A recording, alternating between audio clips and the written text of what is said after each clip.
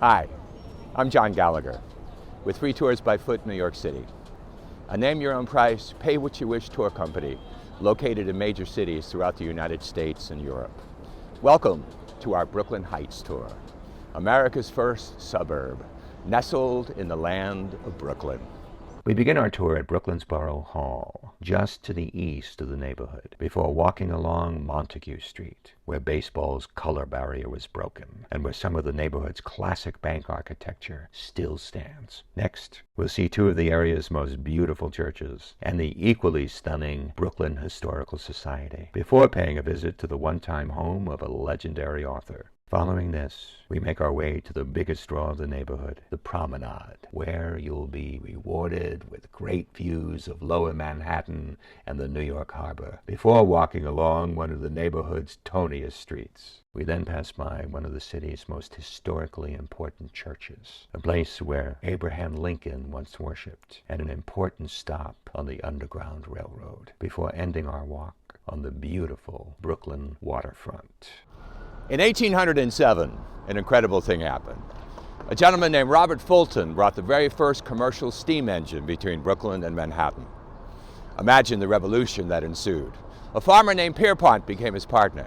By 1812, there were regular ferry shuttles between Brooklyn and Manhattan. By 1835, when Brooklyn became its own city, there were 138,000 people living in Brooklyn. In 1847, opened this magnificent city hall, Greek Revival architecture. Well, things grew and grew and grew. By the end of the 19th century, the 5 separate boroughs were 5 separate cities: Brooklyn, Manhattan, the Bronx, Staten Island, and Queens. Well, New York City decided to have a vote. They called it the law of consolidation.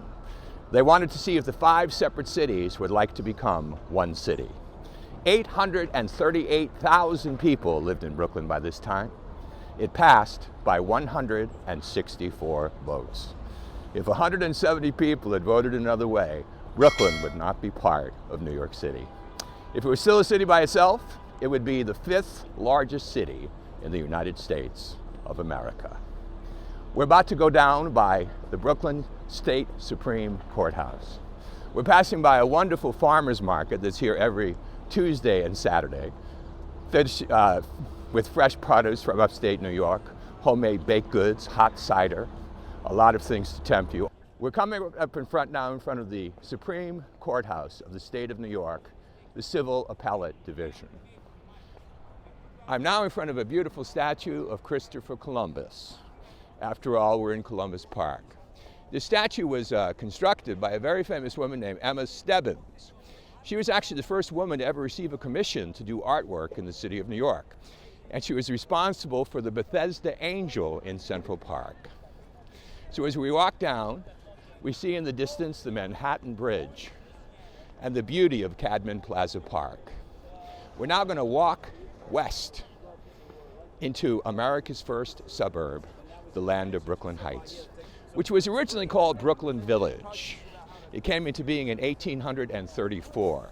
It's famous for its beautiful tree-lined streets, brownstones and townhouses that are 3 to 4 stories high. We're going to cross Court Street now and go west onto Montague Street, making a very important stop.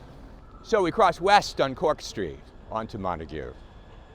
You know, in 1883, a baseball team arrived in Brooklyn. It was called the Brooklyn Atlantics.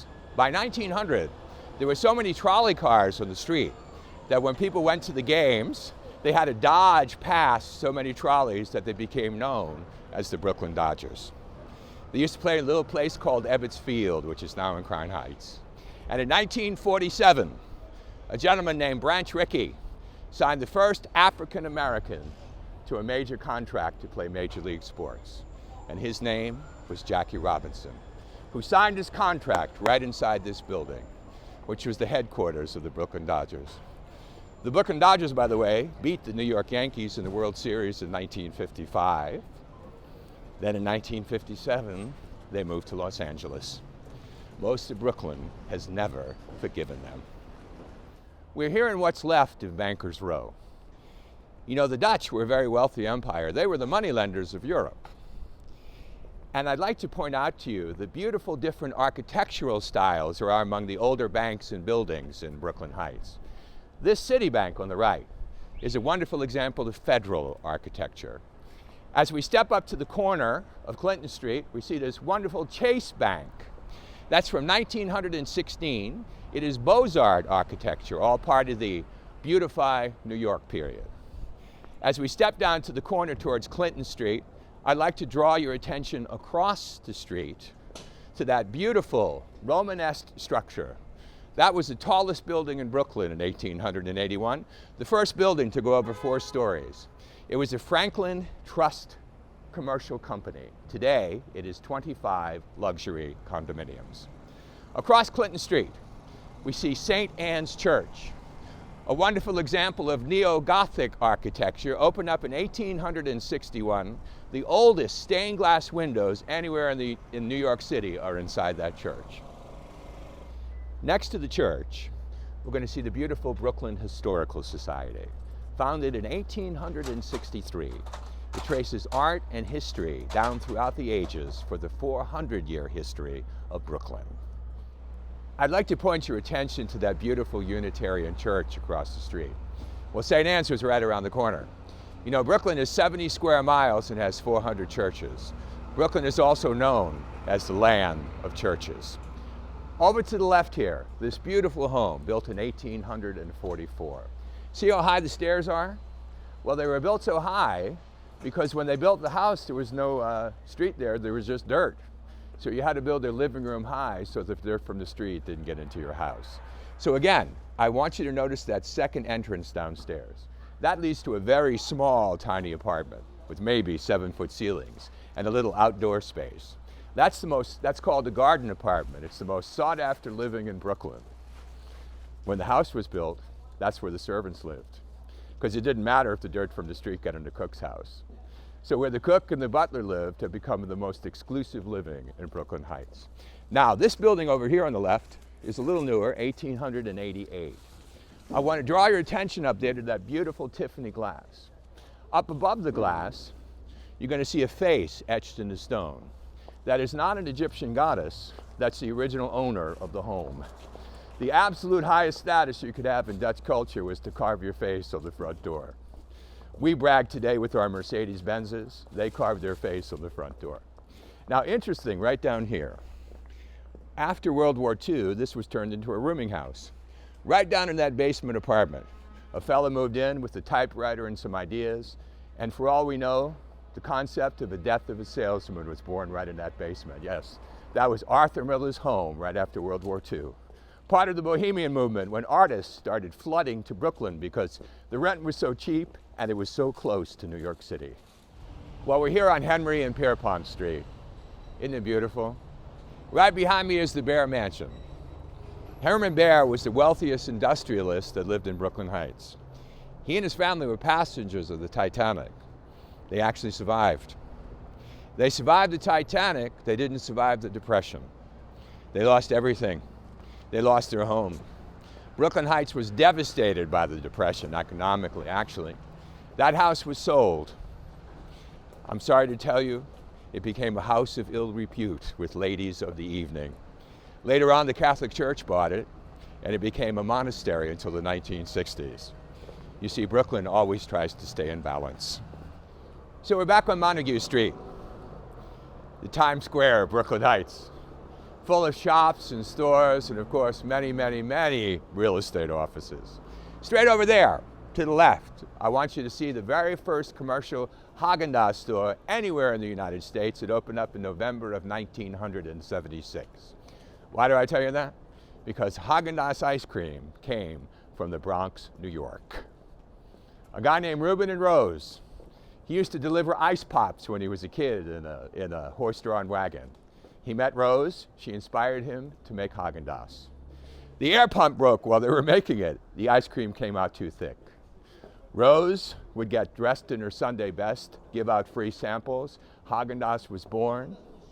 And then in 1983, the Pillsbury Corporation bought all their recipes for $70 million. Right up above us on the left is the beautiful Beaux-Arts Hotel. It opened up in 1911, designed by a fellow named Louis Bozart. It was known as the Waldorf Astoria of Brooklyn Heights. The top 2 floors were turned into a restaurant where diners could overlook the Manhattan skyline while they escaped. People like Johnny Weissmuller, who played Tarzan, used to dine in that hotel. It was actually purchased by Jehovah's Witnesses, who remodeled it. That was one of the first buildings in Brooklyn that was protected by the New York preservation laws in 1965. As a matter of fact, this whole neighborhood was protected. So when Jehovah's Witnesses redid the lobby, they actually went to the original quarry where the marble was found to remarble the lobby. According to the preservation laws, you have to keep your buildings looking exactly like they did. So say we wanted to redo the front door. Not only do we have to make it look exactly as the original, but we have to find the original material that was used. This is the Brooklyn Heights Casino. It's not a gambling casino, it's a country club. Opened up in 1905. It had the first indoor tennis court anywhere. As a matter of fact, you could remove the tennis court and became a ballroom dancing floor. In the 1950s, this club suffered a lot. They had a policy of no blacks, no Jews, no new money, and especially no members of a union. Well, they changed their ways, and they're still flourishing as a country club today. We're walking down Montague Street, and over on the left was actually the birthplace of Arthur Miller. Now, that is one of the high-rise buildings in Brooklyn Heights. It would have been built around 1880 to 1885. If you look straight in front of us, this is one of the newest buildings in Brooklyn Heights. It's a co-op. It opened up in 1949. Now, I'd like you to pay particular attention to the awning of the co-op, because if you look at that closely, I want you to tell me what it says. Yes, you're absolutely right. That is the original spelling and pronunciation for Brook-Alan, and it's right up there. This is the Lowe Mansion. Mr. Lowe is a very successful tea merchant. He became the mayor of Brooklyn. His son Seth was the only human being ever to be both the mayor of Brooklyn and the mayor of New York while they were 2 separate cities. If anybody remembers an old movie from the 1980s called Preetsy's Honor with Jack Nicholson and Kathleen Turner, that was the Preetsy's house. This beautiful park right here was actually a mansion way back when. And to tell you the truth, George Washington made it his headquarters during the Battle of Long Island. It's a beautiful garden today as we make ourselves onto the magnificence of the Brooklyn Promenade. And here it is. Welcome to the Brooklyn Promenade. Behind me, the Statue of Liberty and Ellis Island. Between 1892 and 1954, 12 million men and women emigrated through Ellis Island. Those 12 million people have today become 160 million people. Notice, please, the absolute majesty of the Manhattan skyline. Do you know that entire skyline was built in 63 years? From the MetLife building on 23rd Street in 1908 to the completion of the World Trade Center in 1972. They built the whole thing from rocks, wood, mud, and imagination. Now look a little further down there and you'll see the Brooklyn Bridge. When the Brooklyn Bridge opened, it was the tallest structure in the Western Hemisphere. Only the pyramids in Egypt were taller than the Brooklyn Bridge. It is 1.1 miles across, 65 feet wide, 250 feet in the air. When people first crossed it, they used to say, "Oh my God, I'm so high up in the air, I'm a bird, I'm flying." So now we're going to take a left back in to Brooklyn Heights. Now we're in the money. Columbia Heights is the most exclusive neighborhood in Brooklyn Heights. Over on the left here, that beige building at one time was 2 buildings. In 1972, they burrowed through the bearing walls and they made one mansion. Just imagine the views on the other side. A family bought it called the Collier family. They paid $245,000 for it, which was an obscene amount of money to pay for a house in 1972, but it was market value. They lived there throughout the 20th century, and then they said, let's put it on the market just for fun. They put it on the market. A guy came along. He was about to marry his beautiful Beyonce. So Jay-Z put a bid on the house. Because Jay-Z put a bid on the house, it started a bidding war. Jay-Z's final offer was $8.9 million, then he withdrew. It sold in 2011 for 12 million bucks. So the story of Brooklyn Heights, 40 years, half a lifetime, 1972 to 2012. This neighborhood goes from $250,000 to $12 million. And Brooklyn Heights becomes Beverly Hills. You know, you can't be in New York and not talk about brownstones. There are more brownstones in Brooklyn than anywhere else in New York. What they really are, they're just red brick buildings that had a brownstone veneer stuccoed on the front. They're all exactly the same. They're 4 stories high, a basement, a sub-basement. They're 30 feet wide, they're 100 feet deep. If any of you remember, Patty Duke lived in a brownstone in Brooklyn Heights. Single-family homes cut up into apartments. Today the trend is they're becoming single-family homes once again. Shall we head this way? Now, coming up here on my immediate left is a very interesting house. This next house up here was actually originally owned by the Salvation Army. Then it was owned by a very famous Broadway designer who had a young friend that said, "Let me live in your basement, I want to do some writing." While he lived down in that basement, he wrote books like In Cold Blood and Breakfast at Tiffany's. Yes, that was Truman Capote's home for 30 years. So Harper Lee, who wrote To Kill a Mockingbird, used to share bonded bourbon with Truman with great frequency down in that apartment. Brooklyn Heights was the home of the Bohemians. Straight up here, a couple blocks up on Midhouse Street, in 1941, lived W.H. Auden, Carson McCullers, and Gypsy Rose Lee. You might remember her from the famous musical Gypsy. Sing out, Louise. Sadly, that house is now under the Brooklyn-Queens Expressway.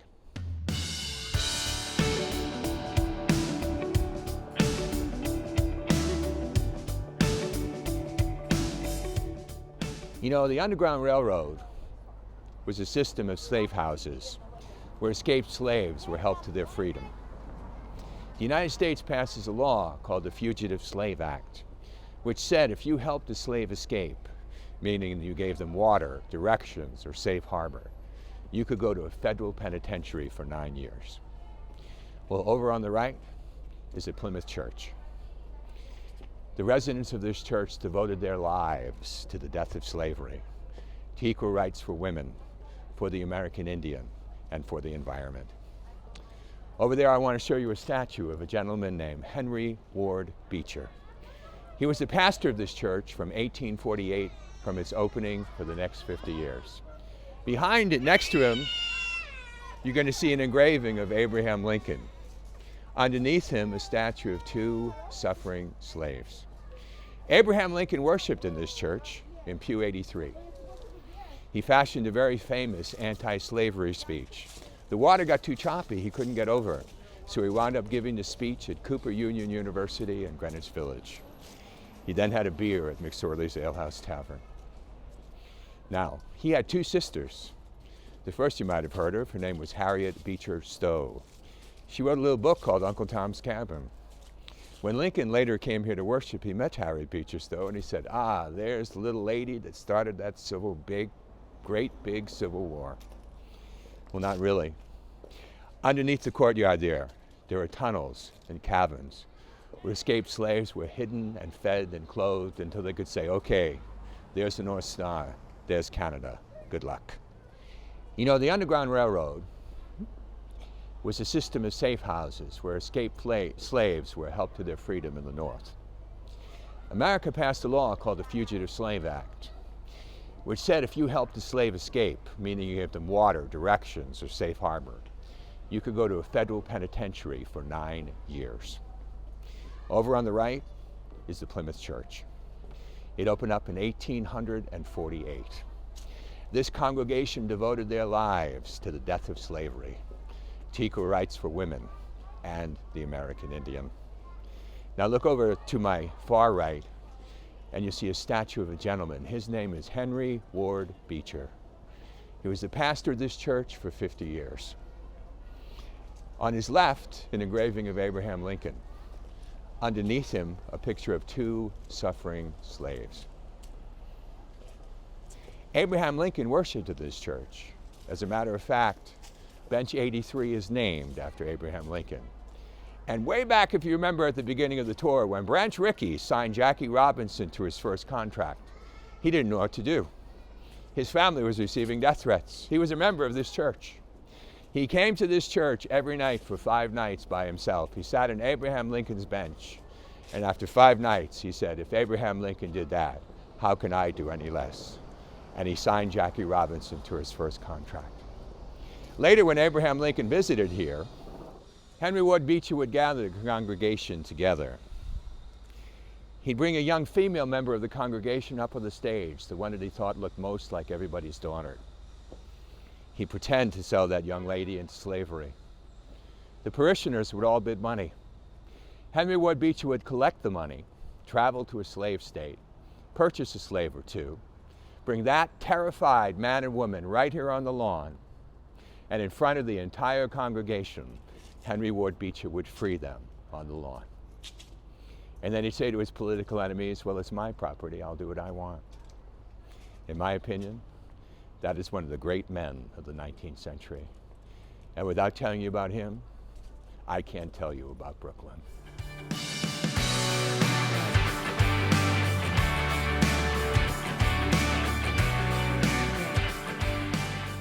You know, we just passed by the Brooklyn Ice Cream Factory. Everything they sell there, they make there, and it's absolutely delicious. See that hill behind me? August 27th, 1776. George Washington, his entire Continental Army of 9,000 barefoot soldiers, was being chased down the hill by 40,000 British soldiers. He was on the verge of surrender, right down here in the water. When a fog rolled in, he and his men escaped in the fog, and they lived to fight again. If that fog had not rolled in, they would have hung him for being a traitor. And we'd all be singing God Save the Queen right now. In 1807, Robert Fulton brought that very first steam engine right on the water. Imagine how that revolutionized the world. In 1855, Walt Whitman published his epic Leaves of Grass, right behind us in the Brooklyn Eagle newspaper. One of the poems of Leaves of Grass is called Crossing Fulton Ferry, and it's actually etched on the railing. And in 1883, the magnificent opening of the Brooklyn Bridge. Historians call this the 4 stations of the cross. Now please, I want to step behind and show you the magnificence of this skyline. You should see it at night, and I hope you do. So when you come to New York, I'll tell you everything in a lot more detail. My name's John Gallagher. I work for Free Tours by Foot. Hope to see you soon.